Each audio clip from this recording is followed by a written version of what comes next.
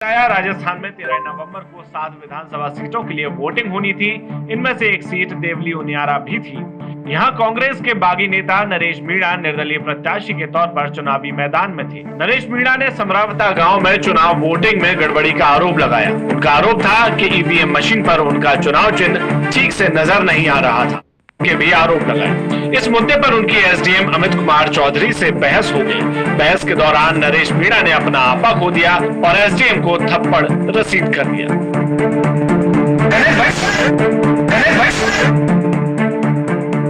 SDM को थप्पड़ मारने के बाद नरेश मीणा खुद धरने पर बैठ गए और ड्यूटी सरकारी अधिकारी को थप्पड़ मारने पर नरेश मीणा गिरफ्तार हो सकते थे, तो उन्होंने अपने समर्थकों से समरावता गांव पहुंचने की अपील की, जिसके बाद उनके सैकड़ों समर्थक वहां पहुंच गए और हंगामा शुरू हो गया। ये हंगामा अगले दिन भी जारी रहा। पुलिस वालों ने पहले नरेश मीणा से सरेंडर करने का आग्रह किया, लेकिन वो लगातार मना करते रहे। इसके बाद पुलिसकर्मी उन्हें खींच कर ले गए।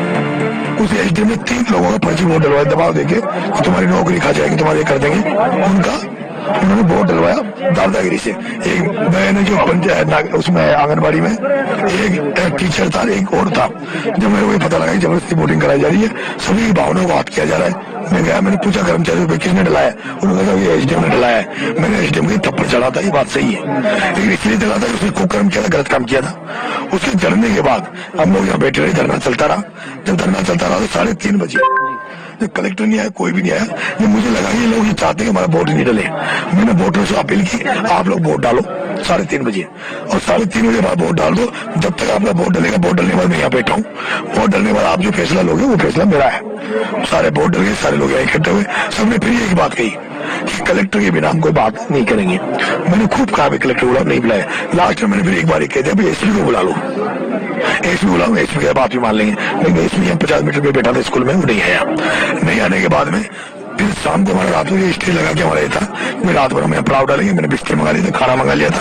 खाना मंगाने के बाद हम लोग, इन्होंने खाना रोक लिया, हमारा टोल भी रोका। फिर वो कच्चे रास्ते से खाना आया पिकअप में, वो पिकअप रोक ली। रोकने के बाद मैं जब मुझे पता लगा, सारी पंक्ति लगा दी थी, हम लड़के बैठ गए थे। मैं खाना लेने गया, तो खाना लेने के लिए गया तो पुलिस के एसपी ने मेरा हाथ पकड़ के पुलिस से कहा कि इसको गाड़ी में डालो। मैंने वो गाड़ी में डाल लिया था। जैसे गाड़ी में डाला, पथराव हो गया था, पथराव हुआ, लाठीचार्ज हुआ।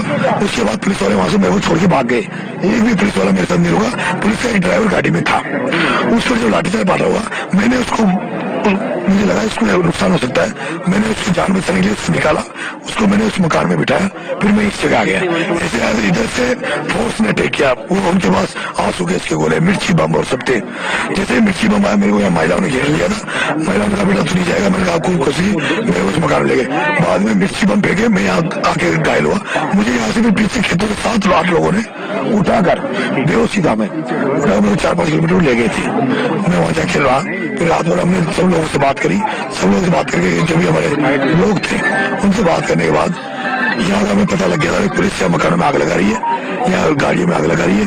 फिर हमने सब करके फिर अभी सुबह 7 बजे मैं जैसे उठा हूँ, रात भर मैं सोया नहीं। सुबह उठते ही मैं यहाँ आपके बीच में हूँ, अब देख रहा हूँ यहाँ देख हालत जो देख रहे हैं। 60 लोगों को गिरफ्तार करा इस पूरे मामले में। वो लोग निर्दोष है, सारे लोग निर्दोष है। जो भी दंड दे वो मुझे दे, मैं दंड, जितना भी दंड दे पुलिस, मुझे चाहे फांसी लगा दे, मैं उसके लिए तैयार हूँ। पर आप लोगों को जो नुकसान किया उसकी प्रशासन भरपाई करे, सरकार भरपाई करे।